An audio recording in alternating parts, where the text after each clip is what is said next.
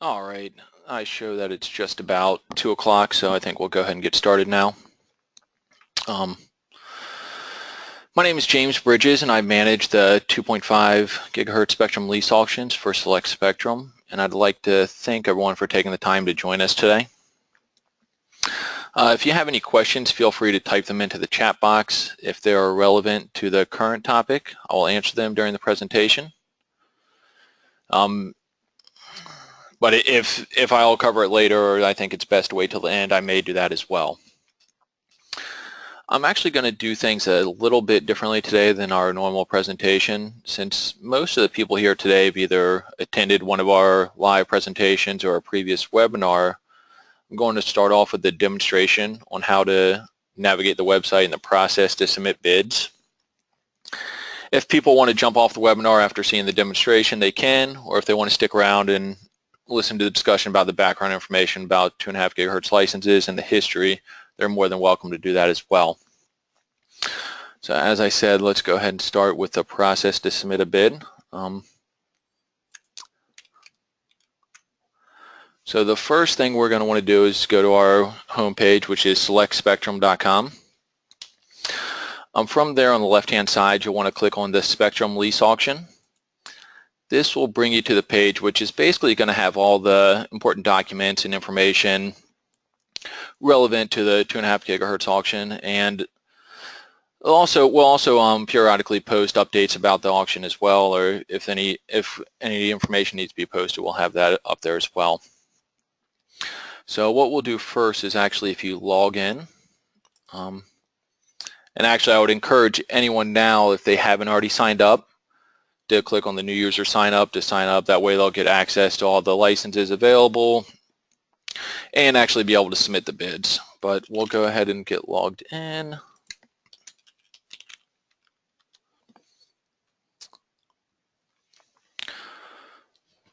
So actually after you log in, you'll have information about all the licenses available in the auction, including pop counts and accurate maps. You'll see a number of different columns up here on your screen. You know, it'll list the channels, center county, center states, and just kind of give you basic ballpark information about all of the licenses available. And you'll also notice actually two different shades of blue on the map. The dark blue is what we call a committed license. And these are license holders that have hired Select Spectrum to market their license and solicit offers. And they're basically actively pursuing a sale or a lease. The light blue is what we call the potentially available licenses. That's according to our research and FCC records. These licenses do not have an active lease, or if they have an active lease, they'll be expiring soon.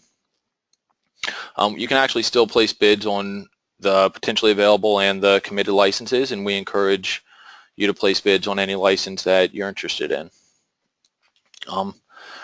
So you can obviously scroll through the list of licenses, but I think that the most efficient way to do this is actually if you sort by state and states that you operate in. So we'll select Arkansas for this particular example. And you can actually filter down by county as well, but there's not, you know, a handful, or I don't know, fair amount of licenses covering Arkansas, so we'll just go from there as for now. So you can actually just look at the map and you can click on areas that you're interested in. And the reason actually that this brings up all 4 licenses like this, all 4 different call signs, is because these 4 licenses share overlapping boundaries. Actually, I believe these are all 4, they have actually identical geographic footprint. So you'll see 2 different licenses from Carl Albert State College, WNC 383 and 388. And you'll see a license held by Fort Smith Public Schools, WNC 468 and WNC 479. So you can, if you're interested in, say, that particular area, I would recommend placing a bid on all 4 licenses. But I will point out that the Carl Albert State College, if you look over here all the way to your right, you'll see a column that says ALA. The Y actually indicates that it is a committed license. So both of these Carl Albert State College licenses are committed to the auction. Let's see, another thing I would actually like to show everybody. So basically you can just look at the map and filter it either by state and county to find the licenses that you're interested in, or you can just click on the license. But if you go down here to the list, you can select a license and click on reports up here in the top left corner. Here we have a variety of different information. The first report is what we call a SIM, a Spectrum Information Memorandum. This contains information about the area of the license, and also if the license holder has provided it, I'll have specific information about what the license holder is looking for and any existing lease or existing ROFR or right of first refusal. So we encourage anybody that is interested in bidding on a particular license to maybe skim through that, see if there's anything of importance that they would want to see in there. There's these actually two links are pretty much identical. It will just bring up a map. One is portrait, one is landscape view of the geographic coverage of the license, so you can see it individually without any overlap from another license. It just makes it a little bit easier to see. And then the last report will bring you or open up a link to the FCC's website for this particular call sign. Lots of good information in there. The one thing I will point out is that even though the FCC is the governing body for these licenses, they do not have accurate maps for whatever reason. You'll see that this map shows a complete circle, but unfortunately that is not the actual case for this license. If you recall, this was a portion of a circle, a little bit, I guess more than half, about 3/4 of a circle. So you'll just want to make note of that what the maps that we show online should be the accurate representation as opposed to the ones on the FCC website. So now I think what we'll do is, once you have a list of licenses that you're interested in, you'll want to get some information from this website, this secure auction site, in order to actually formulate a bid and use the tools that we have available on our website. So the main thing that you're going to want to look at is and actually we'll use the Carl Albert license, WNC 383 for this example. But you'll want to get the megahertz of each license, which is right here in this column, 22.5 for this particular license, and the population as well. In this particular case, 291,505. Once you have that information for the licenses that you want to place a bid on, you want to go back to the SLA page. So if you just go to selectspectrum.com/SLA, from here there'll be a couple of important documents that you'll want to download to assist you in creating the bids. The first one is the Lease Net Present Value Calculator spreadsheet. So I'll go ahead and download that and open it up.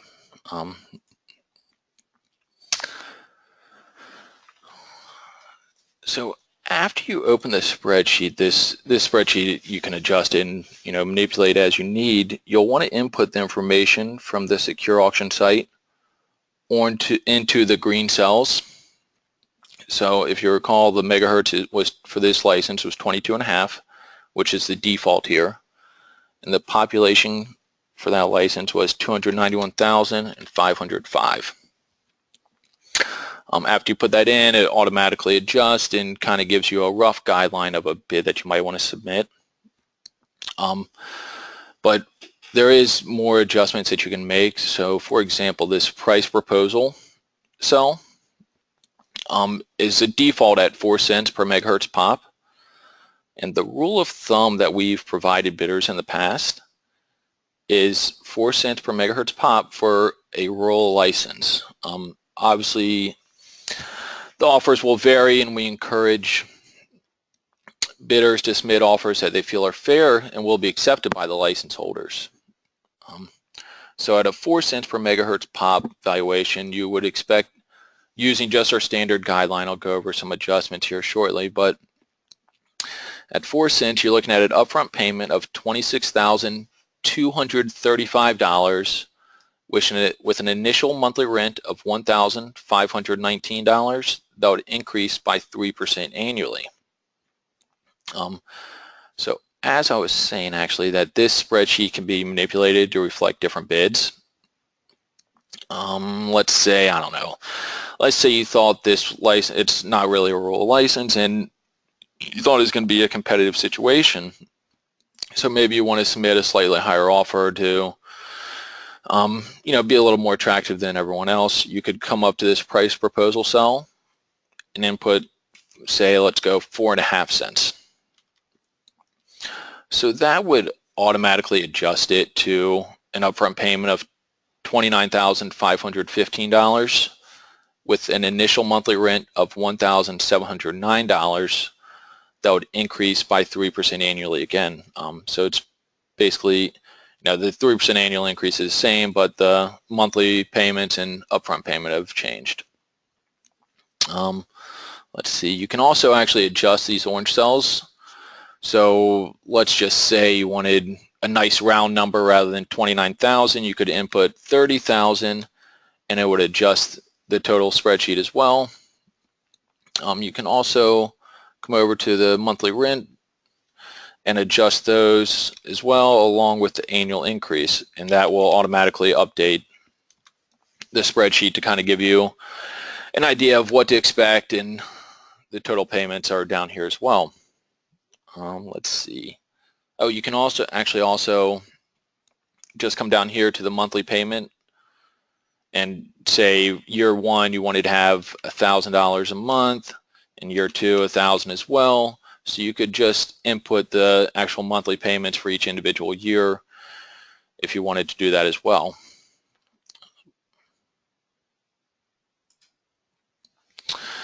So basically, I think I just want everyone to know that the spreadsheet is just a tool. It's really just a guide to assist in creating bids. I would recommend everyone look at their business model, growth and build out plans when considering bids, and basically to submit something that you think the license holders will accept as well.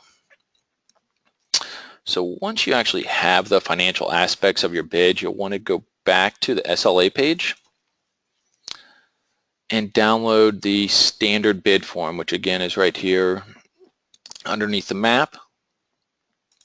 So if you download that, actually I already created one for this presentation. Just give me 1 second, I'll load it. This form is really basic and pretty intuitive, I would say. The first page largely consists of just who's placing the bid, the person responsible for it, and contact information. So that way we as Select Spectrum or the license holder actually could get a hold of you and ask any questions. So like I said, pretty basic and intuitive. The second page, you're actually going to put the call sign that you want to place the bid for, along with the earliest and latest effective date. We would actually advise anyone that is placing bids to consider putting as long of an effective date as possible. Most of these licenses are held by educational institutions, and as a result can take a long time to negotiate with and receive final board approval. So we would just recommend providing as long of time as you feel is appropriate, but just know that these negotiations can take a long time. Let's see, and the maximum total term allowed by the FCC is 30 years, and we typically see most operators that would like 30 years as well, but you can pretty much put anything there from 1 to 30. Now down here on the third page is where we'll actually put in the financial aspects from the spreadsheet, or anything that and your financial aspects of your bid. So you'll put in the upfront payment of $29,515, an initial periodic payment of $1,519, and then you can also you'll check monthly, quarterly, or yearly, and then this is where your annual increase goes. 22, it says describe any proposed payment. So this is where you'd put any special payment. So if you're going to have a I don't know, a balloon payment year 10, or you're going to structure the payments where kind of our standard spreadsheet wouldn't work, where you're going to offer minimum payments years 1 through 5, and then you're going to up it years 6 through 10, and then just kind of go back to a standard, anything like that. Now, the 23 and 24, the service credits and free accounts, FCC requires that part of these licenses remains for educational use. So to accomplish that, typically the operators will give the license holders either a certain number of service credits or free accounts. A typical lease is going to have at least $200 per month in service credits or 5 free accounts. It's going to vary depending on the lease and the operator, but that's kind of just a guideline that you might be able to help you with. And then the last page of this form is really just any other information that you'd want the license holder to know about you. So you can put in there, I don't know, let's just say you plan on providing free Wi-Fi to all the local fire departments that the license covers, or anything like that that you think might help sway the license holder to accept your offer over someone else's that's maybe unrelated to the financial aspects of it. So once you have that completed, you'll want to save it and then go back to actually the secure auction site where you had all the information about each individual license. And up here you'll see where it says place a bid, the green button. If you click on that, actually step 1 is downloading the bid form. We've already done that obviously and filled it out. Step 2 is actually where you load it. So this is where you load each individual bid. And as far as the bid name goes, we would actually recommend putting your company name and perhaps a call sign. Just make it a little bit easier if you need to find it, or if we need to find any of the bid form as well. You'll also notice that you can email these to bids@selectspectrum.com if you'd like. And then if you hit upload, you should actually get an automated response saying we received your bid. So that is actually the information regarding if you're only going to submit a handful of bids. We actually have an easier way to submit bids if you're going to submit a lot of bids. Again, at the SLA page, we have what's called the multiple bid form. This is another spreadsheet that we have. If you download that and open it up, and if you go, there's a little, I guess, how to use this tab here, but if you go down to the bottom and click on the bid information, you can put in call sign, you can just put in the call sign number. WNC 383 was the Carl Albert license. And it'll populate a lot of the information for you.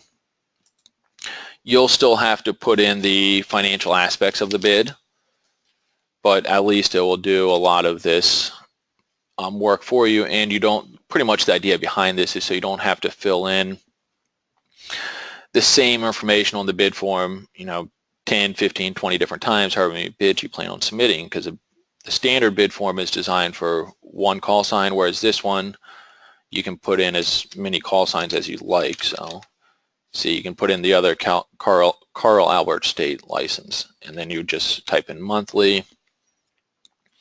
The initial total term was 5 years, 30 years, and a 3% growth rate. And then you would do this for all of the licenses that you wish to submit on. I think that is actually basically covers, oh, I'm sorry, this form you would actually have to email to the bids@selectspectrum.com.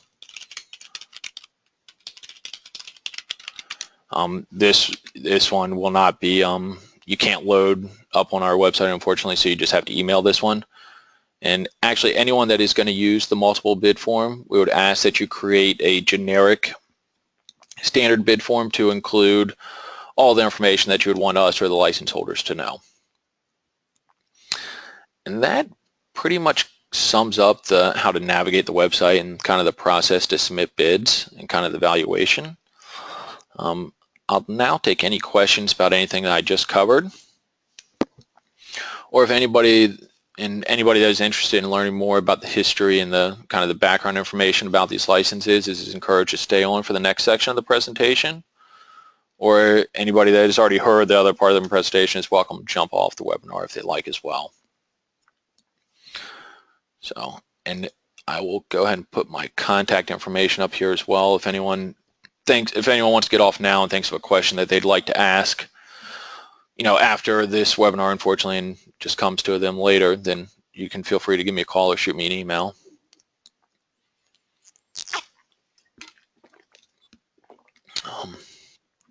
It actually doesn't look like we have any questions. I think a lot of people actually have attended a lot of these webinars in the past, so we'll go ahead and get started on everything else.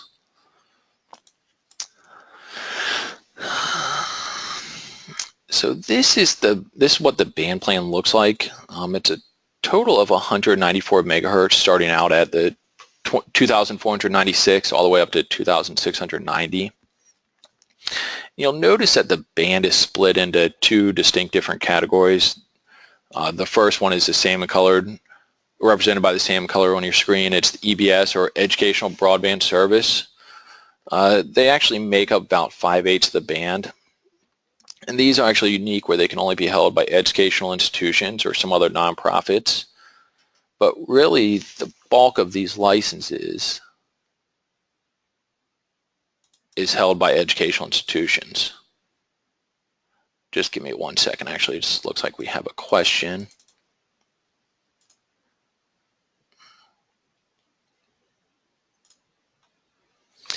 Comment, man. Sorry, I missed a comment. That is it. Okay, so the question is if we go back to the secure auction site, is whether or not you should place a bid if you see no here under ALA. The answer is yes. We actually encourage you to place a bid for these licenses. While they have not hired us to solicit offers for them, our records and the FCC records indicate that there's not an existing lease. And to be perfectly honest with you, this kind of a confusing thing, especially for schools, where it takes a lot of education on our end to get them involved in the auction. So a lot of time, if you submit an offer, we found that if they can actually see what the license is worth, in a competitive auction situation, that they're more inclined to accept an offer. I guess another way to think about it is, money talks. That's what's going to get these people motivated to make a decision. So I think that answers your question. And so yes, basically to summarize, we would recommend that you place bids on any of the licenses available listed on this secure auction site. All right, I'm sorry about that. Okay, the other category in this band is the BRS licenses, or broadband radio service. BRS licenses can actually be held by anyone, including commercial entities. Most of these licenses are actually held by Sprint. And let's see, a typical license is 4 channels, or 22.5 megahertz. Take, for example, the A channel block. You'll see A1, A2, and A3 are all in the lower band and are 5.5 megahertz each, for a total of 16.5 megahertz. And then you'll see the other portion of the license, A4, is 6 megahertz, and it is in the middle band. So you get the 16.5 plus a 6. That's where the standard 22.5 megahertz license comes from. It is actually possible in some areas to lease multiple licenses covering the same geographic area. For example, you could lease the A and B channel blocks. This would give you 33 megahertz of contiguous spectrum in the lower band and 12 megahertz in the middle band.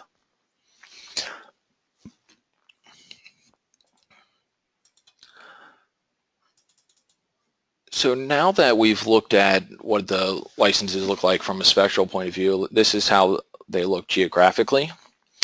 This license was actually included in one of our previous auctions and is held by Parkland College in Champaign, Illinois. The standard license is a 35-mile radius, but actually if you look at the blue circle on your screen, you'll see the geographic coverage of this particular license. And if you take a closer look at the southwest corner, you'll see it's not a complete circle. There's a portion of the circle missing. This basically occurs because the license ran into another license on the same frequency. So it ran into another A block license or C block, whichever one it is. And actually, while some of these licenses may touch each other, there's actually parts of the country that are not covered by 2.5 gigahertz spectrum. It's actually about half the US that's not covered. There's actually been a push to expand coverage to the entire US. The area shown in red is not currently licensed, and this is how the license would expand under the consensus proposal that is currently in front of the FCC. The proposal pretty much states that if the license touches a portion of a county, it will expand to cover the entire county unless it runs into another license's expansion.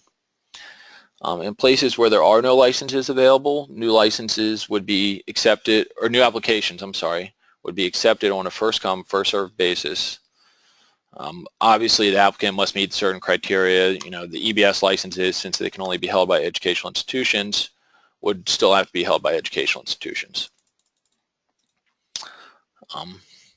So again, that's what it looks like geographically. Now let's take a look at the advantages of operating on 2.5 gigahertz license spectrum. The main advantage is obviously going to be freedom from interference. You also get higher power levels and ability to provide non-line of sight service, resulting in lower operating costs, higher speeds, and ideally more satisfied customers as a result. Let's see, the standard equipment is LTE and WiMAX. We've actually seen the cost of equipment decreasing over the years, making it more affordable for operators to obtain 2.5 gigahertz rights and operate on them. And actually, WiMAX is actually being faded out. I think Sprint plans to be done operating on WiMAX here in the next couple of years. So it's primarily going to be, or it's going to be LTE going forward. And these licenses actually have something that we like to call built-in financing. What I mean by that is the FCC says EBS licenses cannot be sold to commercial operators, instead they must be leased. So a typical payment structure might include 10% upfront and the other 90% paid out over the 30-year lease.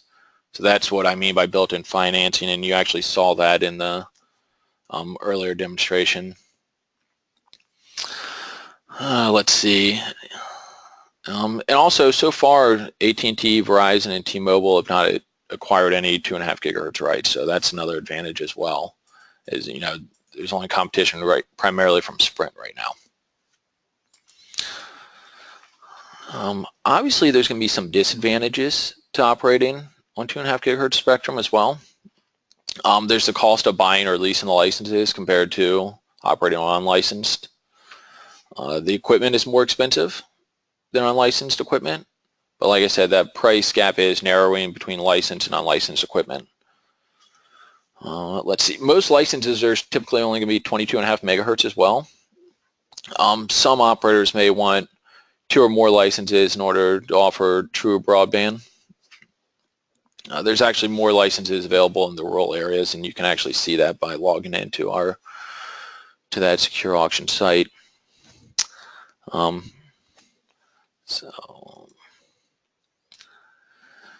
right, Sprint is the major player in this band. They currently hold the majority of the EBS licenses. I think it's over 1,800 some licenses that they lease. But because of the declining equipment cost I mentioned earlier, we have seen more and more people enter into the band. Up on your screen is just an example of a few. Speed Connect, Rise Broadband, Whisper ISP have all obtained 2.5 gigahertz rights. In fact, according to our research, there are over 50 operators around the country that have acquired 2.5 gigahertz rights. These are not just speculators or different subsidiaries of other companies, but actually 50 separate entities that are operating on EBS and BRS licenses.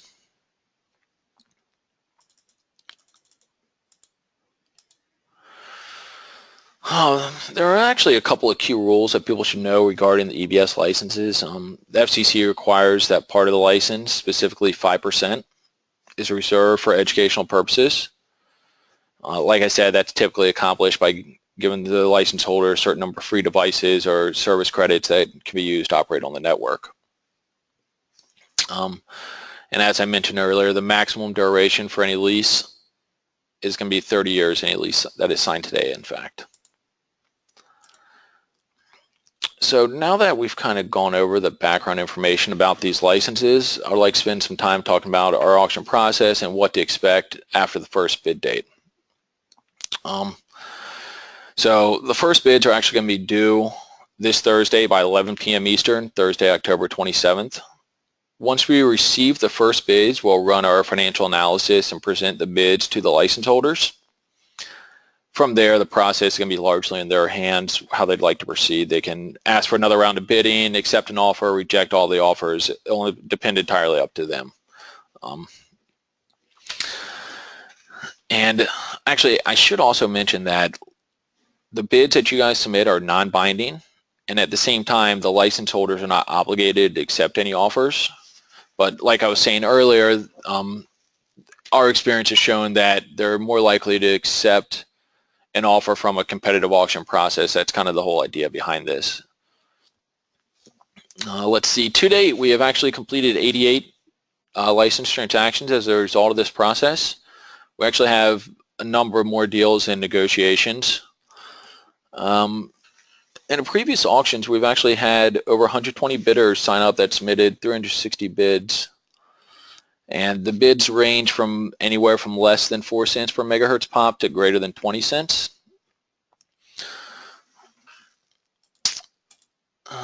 Yeah, again, these are the licenses that are actually going to be available in the auction. And just to kind of wrap up, first bids are due, like I said, 11 p.m. Eastern on October 27th. The valuation spreadsheet and standard bid form is available on our website, selectspectrum.com/SLA, and also the multiple bid form that you'll need 2 or 3 of those documents to assist you in creating the bids.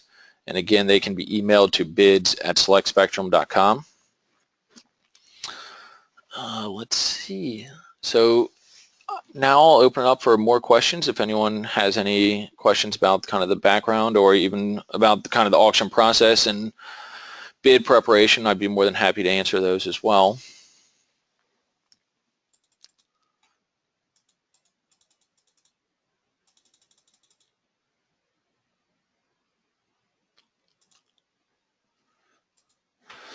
All right, well, it does not look like we have any questions. So again, if anyone has anything that they'd like to ask later, my contact information is here. And I'd like to thank everybody for attending today. If you have any questions, like I said, feel free to reach out to me. How does the auction? I'm sorry, I don't understand the question. Can you provide me a little more information so I can better answer that for you?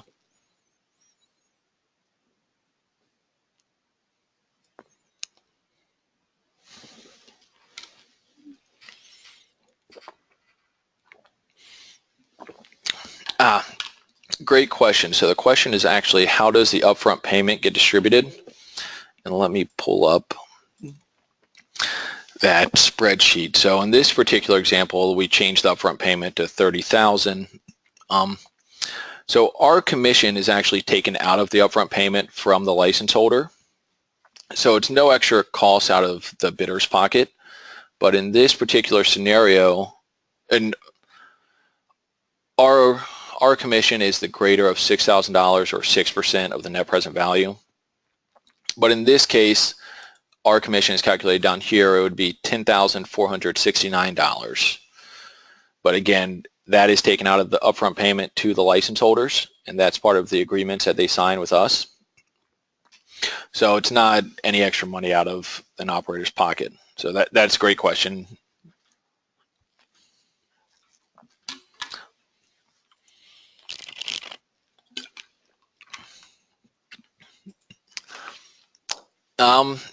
Yes, so the question is roughly about 20,000 is for legal expenses, etc. Yeah, the idea behind leaving yes, we try and leave the license holders money where they can cover any legal fees and also put some money in their pocket for actually leasing the license as well. We collect our one-time payment from the upfront payment, and then the rest of the monthly payments, annual payments, and the remainder of the upfront payment will go to the license holder. And the idea behind leaving that upfront, the balance of the upfront payment is cover the legal fees associated with filing the lease. And again, I'd like to thank everybody for joining us today. If there's any questions, feel free to contact me. All right, thank you. Have a great day.